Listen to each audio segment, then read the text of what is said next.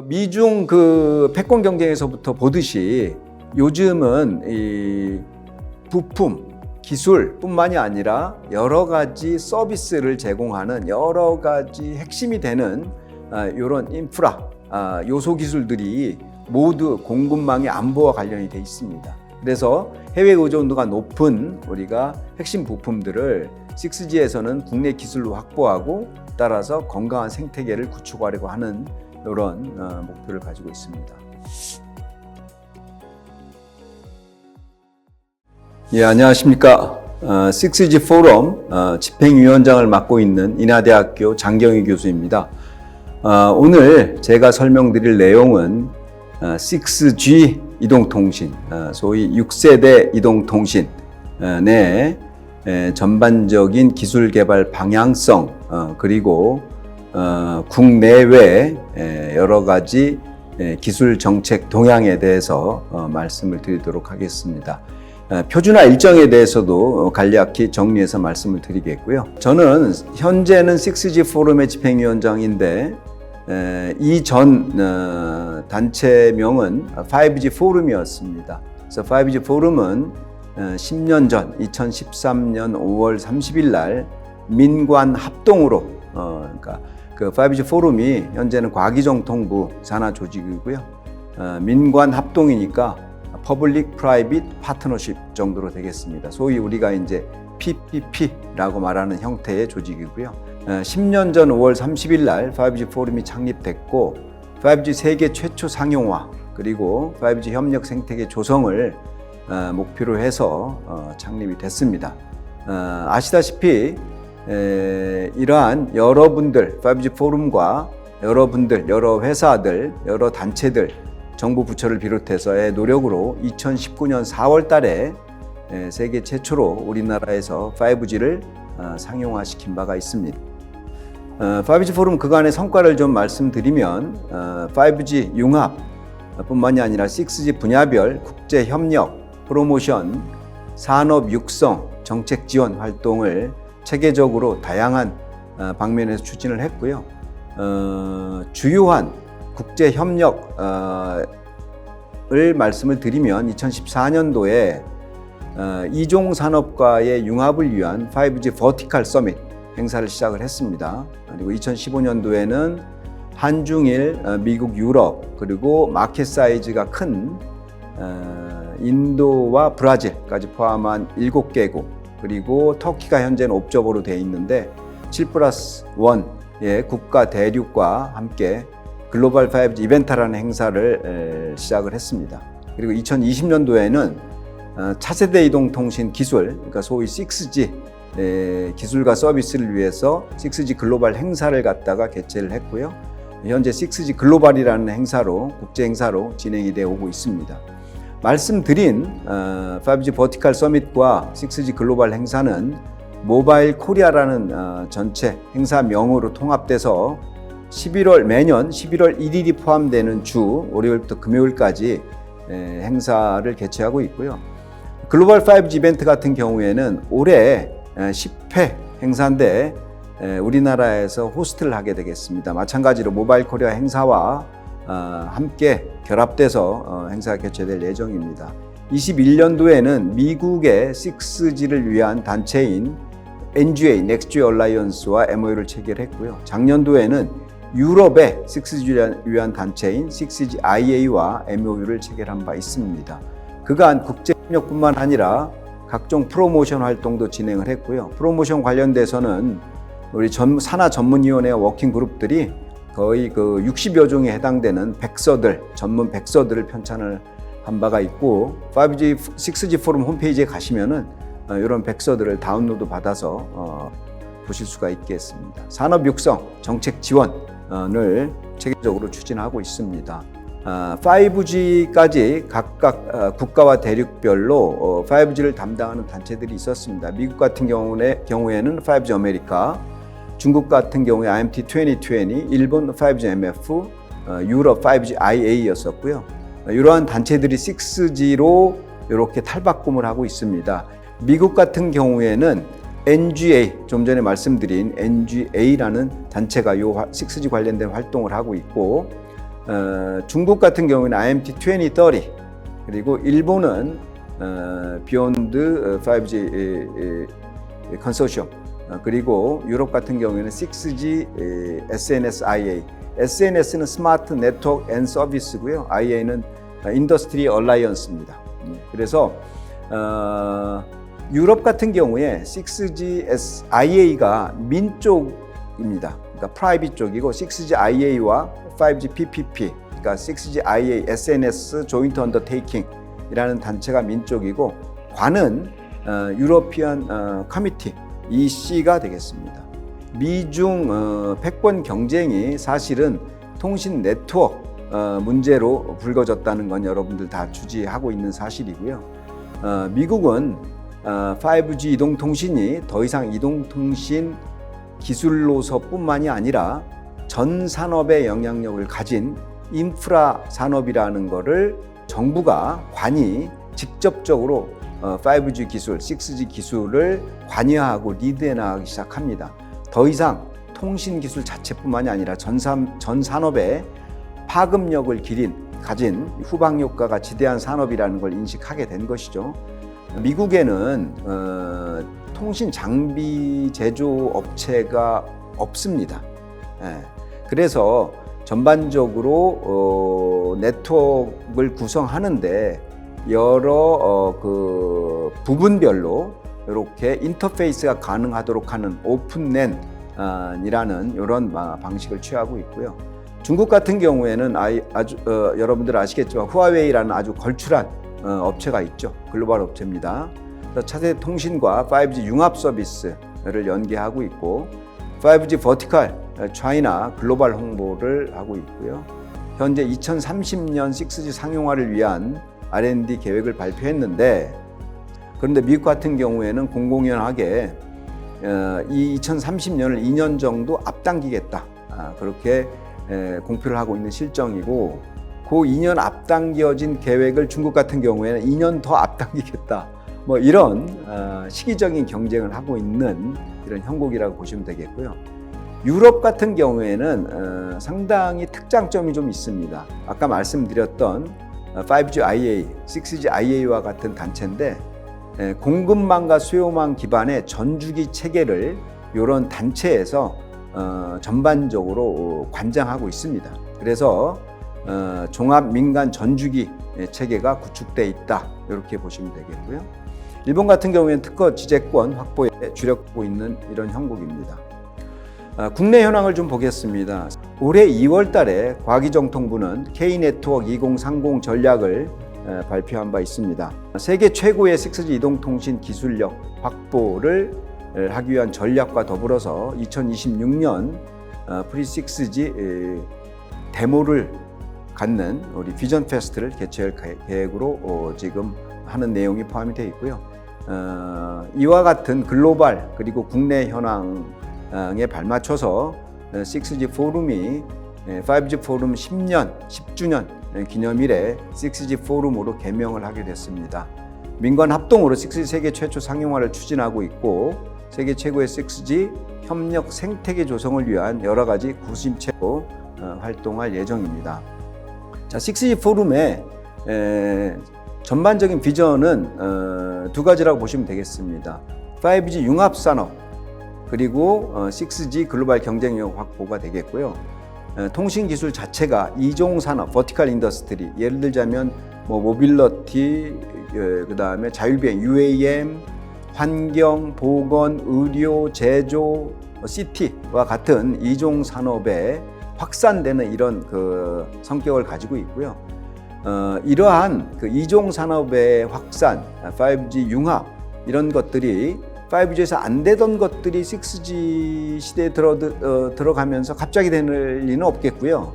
5G 융합, 이종산업과의 융합이 극한까지 밀어붙여지고 거기서 한계점을 발견을 했을 때 그거를 6G에 가서 또 해결을 하고 이래야 되는 이런 시나리오가 맞는 거고요. 그렇기 때문에 보급 확산 기반을 마련하고 융합 서비스 성공 사례를 발굴하고 있습니다. 현재 6G 포럼으로 개명은 됐지만 현재 상태에서 60%에서 70% 정도의 활동은 5G 융합 융합에 초점이 맞춰져 있고요. 6G 관련된 글로벌 경쟁력 확보를 위해서 여러 가지 활동을 함께 진행을 하고 있습니다. 이종산업 융합에 있어서는 이종산업이 참여하는 성장형 생태계 기반 마련하고 융합 서비스 발굴하고요. 차세대 통신에서는 국제 표준화를 선도하고 마찬가지로 생태계를 조성하기 위한 4개의 이동통신 산업 육성 특화된 이런 그 전문위원회가 있고 또 다른 4개의 버티컬 인더스트리와의 융합을 위한 전문위원회들이 있습니다. 그래서 뭐 차세대 모빌리티 그리고 스마트 시티, 제조, 공공융합 같은 이러한 이종산업 융합에 특화된 위원회가 있다 말씀드릴 수 있겠고요. 10개 의장단사와 34개 일반사로 구성이 돼 있고 현재는 매월 새로운 신규 회원사가 가입을 하고 있는 형태입니다. 자, 한국의 6G 정책과 R&D 전략 관련돼서 말씀드리겠습니다. 미국, 중국, 일본, 유럽 같은 나라의 6G 관련된 투자액 규모를 보면 상당합니다. 우리나라 같은 경우에는 현재 1단계 6G 핵심 기술 개발 사업이 1,900억 규모로 진행이 되고 있습니다. 올해가 3천년도고요. 그런데 보시다시피 경쟁국에 비해서는 상당히 크다고 할 수 없는 금액입니다. 그래서 현재 2단계 예타가 준비 중이고요. 아마 올해 8월 정도면 결과가 나올 거라고 생각을 합니다. 자, 표준화 일정을 좀 말씀드려 보겠습니다. 지금 요 3GPP와 I2R, 그러니까 3GPP에서 표준을 한 다음에 결국은 I2R에서 이제 어프로브를 받는데 I2R에 6G 관련된 기술 표준 로드맵입니다. 그래서 여기 이제 프레임워크이라고 되어 있죠. 요 전까지는 비전이라고 불렀습니다. 프레임워크에는 어떤 내용이 담기냐면 서비스, 그다음에 성능의 목표, 그리고 로드맵, 주파수나 상용화 같은 로드맵들이 담깁니다. 내용이. 그래서 프레임워크 정립이 올해 6월 달까지 완성이 될 예정이고요. 이 이후로는 기술 요구사항, 그러니까 테크니컬 리콰이어먼트가 정립될 예정이고, 그리고 이 기반으로 프레임워크와 리콰이어먼트를 기반으로 후보 기술을 접수하고 그다음에 평가하는 절차가 있습니다. 접수하고 평가함으로써 여러 경쟁 기술들이 제출이 되겠죠. 접수가 되겠죠. 그래서 경쟁 기술의 우위를 판별해서 표준을 완성하게 되겠습니다. 표준 완성의 타겟은 30년 6월 달이 되겠습니다. 사실 아까 말씀드렸지만 5G부터는 이종 산업에 적용이 되는 인프라로서의 역할을 한다고 말씀을 드렸고요. 이러한 현상은 6G에서는 좀 더 심화될 거라고 생각을 합니다. 사실 현재 통신 장비의 점유율을 보면 우리나라에 글로벌한 삼성전자가 있습니다. 하지만 보시면은 현재 세계시장 점유율 넘버원은 28.7%의 점유율을 갖고 있는 화웨이가 되겠고요. 그다음에 에릭슨, 노키아 이런 순서고 현재 삼성이 한 3% 정도로 한 6위 정도 이런 마켓 쉐어를 가지고 있습니다. 조금 더 분발해도 괜찮겠죠. 현재 6G 기술을 중점적으로 추진하고 있는 기술 사항에 대해서 말씀을 드리겠습니다. 여러분들 아시겠지만 5G 기술을 개발할 때 우리 그 제조사, 사업자, 정부 부처가 타겟을 한 여러 가지 기술 중에 하나가 밀리미터 웨이브입니다. 그런데 아시다시피 밀리미터 웨이브의 서비스가 그렇게 원활하지는 않죠.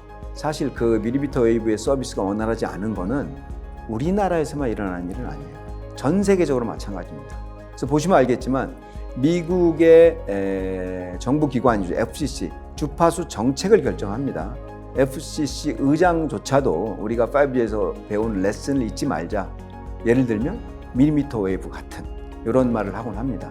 사실은 밀리미터 웨이브는 B2C, 그러니까 그 커머셜, 그러니까 우리가 사용하는 우리 스마트폰 같은 이런 영역에 적용되기보다는 B2B나 B2G와 같은 특화된 이런 서비스 시나리오에 좀 더 적합한 걸로 보입니다. 그래서 이러한 우리가 레슨 5G에서 배운 레슨을 우리가 좀 활용을 해서 6G를 개발할 때는 주파수 플랜을 좀 잘 해보자.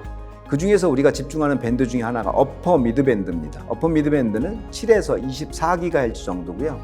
그러니까 용량과 커버리지를 모두 만족시킬 수 있는 말하자면 전국망으로서 필요한 주파수가 되겠다 하는 얘기고요. 밀리미터 웨이브 이상 또는 서브 테라헤르츠 웨이브는 대용량의 데이터 전송에 필요한 핫스팟 지역에 설치를 하자, 이렇게 계획을 세우고 있고요. 현재는 모든 기술을 어퍼 미드밴드에 맞추어서 일단 초기 시장 개발에 노력을 하고 있는 상황이라고 보시면 되겠고요. 자, 우리나라의 삼성, 퀄컴, 에릭슨, 노키아 같은 경우에 이제 이런 아이디어는 사실 이런 생각은 다들 가지고 있었는데, 이런 아이디어를 처음에 도식화한 게 이제 노키아입니다. 노키아에서 웨딩 케이크 형태로 스펙트럼 케이크를 해서 제일 밑바닥에 깔린 게 이제 전국망 커버리지를 가지고 있고, 위쪽으로 올라갈수록 그러니까 뭐 밀리미터 웨이브, 서브테라로 가면서 핫스팟을 이렇게 커버하는 이런 주파수 플랜을 제안한 바가 있습니다. 자, 두 번째 신규 기술 트렌드는 네트워크의 소프트웨어, 클라우드화입니다. 자, 이런 것들이 사실은 이동통신 네트워크가 크게 보면 라디오 액세스 네트워크가 있고, 그다음에 코어 네트워크, 그러니까 한마디로 무선망, 유선망 이렇게 나눌 수가 있습니다. 자, 유선망 쪽은 이미 소프트웨어 클라우드화가 많이 돼 있고 있습니다. 돼 가고 있고요. 자, 그런데 이러한 소프트웨어 클라우드화가 유선망뿐만이 아니라 무선망에도 적용이 되고 있습니다. 6G 쪽에서 모바일 코어망, 클라우드 네이티브로 진화하고 있고, 라디오 액세스 네트워크, 무선망도 클라우드 기반의 버추얼 랜으로 진화를 하고 있다고 보시면 되겠습니다. 여기 네이티브라는 건 뭐냐면 기술, 시스템 자체를 설계를 할 초기부터 그러한 기술을 바탕에 깔고 그 시스템을 디자인한다, 이렇게 알고 계시면 되겠고요. 현재 5G 같은 경우에는 AI 기술이 곳곳에 적용이 되고 있는데, AI 기술을 전제로 해서 5G 시스템 전체를 설계한 게 아니고, 현재 운영이 되는 이런 장비나 노드들의 AI 기술을 적용하고 있다, 이렇게 보시면 되겠습니다. 전반적으로 1단계 예타와 현재 2단계 진행되고 있는 예타와 의 기술적인 매핑이 되겠습니다. 자, 6G 기술 개발 추진 전략은 전반적으로 한 5가지 정도로 이렇게 요약해서 말씀을 드릴 수가 있겠고요. 첫 번째, 무선 통신 혁신, 그다음에 소프트웨어 중심 네트워크, 그다음에 통신 네트워크 역할 확대, 그리고 에너지 절감 기술, 공급망 안보 강화 정도로 이렇게 말씀을 드릴 수가 있겠고, 간단하게 이 5가지에 대해서 말씀드리고 넘어가도록 하겠습니다. 어퍼 미드밴드에서는 어떤 기술이 주로 쓰일 것 같으냐면, 현재 5G 우리 이동통신 네트워크를 보면 기지국이 TRX, 그러니까 송신하는 안테나 개수 64개, 그다음에 수신하는 안테나 개수 64개입니다. 64TRX라고 합니다. 이 기술이 6G에서는 익스트림 매시브 미모라고 그래가지고 최소한 256TRX 이상, 1K 1024TRX라든가 그 이상으로 이렇게 확장이 될 거라고 우리가 예상을 하고 있고요. 자, 이렇게 되면 뭐가 좋으냐면, 우리가 이런 그 수백 개 또는 그 이상의 TRX 안테나, 그리고 조금 높아진 어퍼 미드밴드의 주파수 대역으로 인해서 우리가 빔포밍을 보다 정확하게 할 수가 있겠죠. 그래서 간섭도 줄이고 사용자의 데이터 레이트도 늘리고 하는 이런 효과가 있고, 또 하나 사용하지 않는 영역으로의 이런 트랜스미션, 전송을 최소화하기 때문에 에너지 효율도 극대화됩니다. 기지국 용량 10배, 에너지 효율 5배, 속도, 데이터 레이트 속도 10배를 우리가 기대를 하고 있습니다. 자, 커버리지 확대 기술, 6G를 나타내는 여러 가지 키워드가 있는데 그 중에 하나입니다. NTN이라고 합니다. Non-Terrestrial Network이죠. 비지상 네트워크입니다. 우리 현재 5G에서 사용하고 있는 네트워크는 기지국이 어디 있죠? 기지국이 다 지상에 있습니다. 사용하는 우리도 지상에 있죠. 여러분들 비행기 타고 올라가면 한 1km 이상 올라가면 통신이 꺼집니다. 그죠? 사실은 여러분들 비행기 탈 때 스마트폰을 켜놓으면 안 되겠지만, 어쨌든 현재로는 헬리콥터의 운항 고도 정도만 가더라도 이게 현재 5G 이 통신 링크가 단절이 됩니다. 그 이유 중에 하나는 현재 이 대부분의 99% 이상의 사용자가 지상에 존재하는 만큼 우리가 기지국의 안테나가 다운 틸팅, 그러니까 지상을 보고 있는 거예요. 전파가 위쪽으로 안 날아가고 있는 거죠. 자, 6G에서는 자율 비행, UAV, 드론, 그다음에 UAM, 도심 항공 자율교통 있잖아요. 이제 이러한 노드들, 에어리얼 노드, 공중 노드들이 많아질 거기 때문에, 그리고 또 하나 지상에서 현재 사막이나 밀림, 뭐 아주 그 도심이 아닌 외곽 지역에 가면 통신이 안 되죠. 우리 강원도 산골에 가도 통신이 안 되거든요. 자, 이걸 갖다가 LEO, 그러니까 저궤도 위성을 사용해서 우리가 서비스를 하게 되면 우리 통신 영역 커버리지를 확대할 수가 있고, 또 하나는 에어리얼 로드들, 심지어는 10km 상공을 날고 있는 비행기에서도 우리가 이런 6G 서비스를 받을 수 있게 되겠습니다. 그래서 이거를 NTN이라고 합니다. Non-Terrestrial Network, 비지상 네트워크가 되겠고요. 또 하나 오픈랜 기술인데, 오픈랜 기술은 사실 소프트웨어 중심 오픈랜 패러다임 변화에 대응하기 위한 기술이고, 오픈랜과 가상화, 개방화, 지능화는 정말 궁합이 아주 잘 맞는 이런 기술들입니다. 그래서 오픈랜이 탄생하게 된 배경은 제가 말씀을 드렸고, 미중 패권 경쟁으로부터 시작됐고, 미국에서 이런 기지국 장비 별도의 그 벤더, 제조사가 존재하지 않죠. 그렇기 때문에 가장 경쟁력 있는 부품들을 가지고 이런 기지국을 갖다 구성하려고 하다 보니 어때요? 그 인터페이스들이 다 개방이 돼야지 그게 가능할 거 아닙니까? 그래서 그 개방을 위해서 가능하면 개방화, 그 다음에 가상화, 소프트웨어로 만들고, 또 하나는 지능화해서 센트럴라이즈드 컨트롤 또는 디스트리뷰트 컨트롤을 할 수 있게, 분산화 컨트롤을 할 수 있게 이런 형태로 진화하고 있는 기술이라고 보면 되겠습니다. 자, 그 다음은 소프트웨어 중심 네트워크가 되겠고요. 소프트웨어 중심 네트워크의 키워드 중에 하나는 클라우드 네이티브 기술이 되겠습니다. 근데 클라우드 네이티브는 일단 플랫폼, 서비스, 사업자에 무관하게 서비스, 마이크로 서비스를 컨테이너 기반으로 해서 자유자재로 이렇게 유연성, 고가용성, 고성능을 갖출 수 있도록 하는 이런 모바일 코어망 소프트웨어 기술이다, 이렇게 보시면 되겠고요. 자, AI 네이티브 기술입니다. 말씀드린 것처럼 라디오 액세스 네트워크, 무선망, 유선망 공이 적용이 되는 기술이라고 보시면 되겠고요. 설계 초기부터 네트워크 전반에 AI를 적용 가능하도록 하는 기술이 되겠고, 사실은 AI 네이티브 기술의 대표적인 기술들이 몇 가지 있습니다. 예를 들자면 우리 MCS, 그러니까 모듈레이션, 코딩 이런 걸 결정하는 것뿐만 아니라 웨이브폼 자체, OFDM도 웨이브폼 중에 하나거든요. 웨이브폼 자체를 선택한다든지, 또는 그 네트워크에 있는 유선망, 무선망 네트워크에 있는 수천 개의 파라미터들을 인간이 다 조절하는 게 아닌 데이터 기반으로 자율적으로 결정하게 한다든지, 또는 그 하드웨어마다 각각의 특성이 조금씩 다를 거잖아요. 제조사에 따라서. 그런 하드웨어 특성을 고려를 해서 그 파라미터를 인식을 해서 최적의 오퍼레이션 이런 그 레인지를 찾는다든지 하는 기술들이 AI 네이티브의 일종이 되겠습니다. 자, 통신 네트워크의 역할 확대. 자, 스플릿 컴퓨팅이 이 중에 하나인데, 여기에 스플릿 컴퓨팅뿐만이 아니라 통신과 센싱을 이렇게 융합하는 인티그레이티드 센싱 앤 커뮤니케이션이라는 기술도 있습니다. 왜 그러냐면, 이제 저는 6G를 인텔리전스, 커넥티드 인텔리전스라고 정의를 하고 싶고요.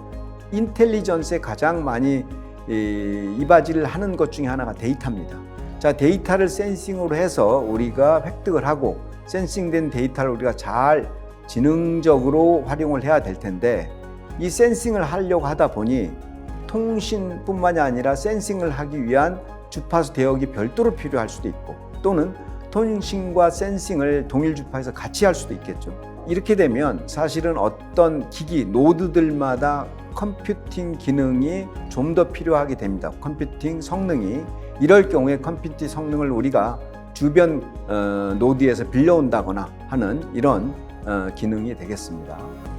자, 에너지 절감 기술. 자, 이 에너지 절감 기술은 정말 전 세계적으로 탄소 중립 선언과 함께 아주 관심이 많은 이 분야가 되겠고요.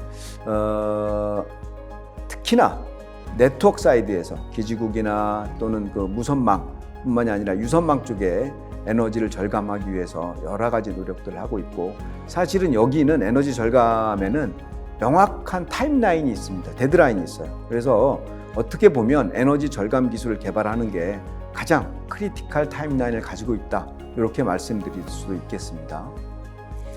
자, 미중 그 패권 경쟁에서부터 보듯이 요즘은 이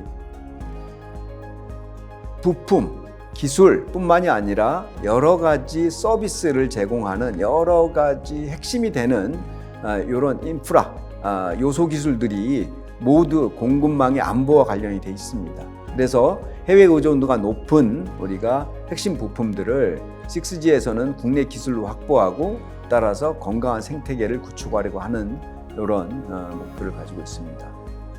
그리고 아까 말씀드렸다시피 26년에 프리 6G 비전 페스트를 우리가 개최할 예정입니다. 그래서 26년 3, 4분기가 되겠고요.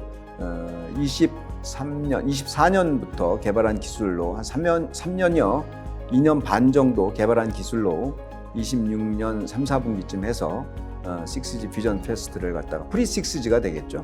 가질 예정입니다. 자, 이 정도로 해서 우리나라 그동안 그 5G 기술 개발과 더불어서 앞으로의 6G 그 국내 글로벌 동향을 살펴봤고요.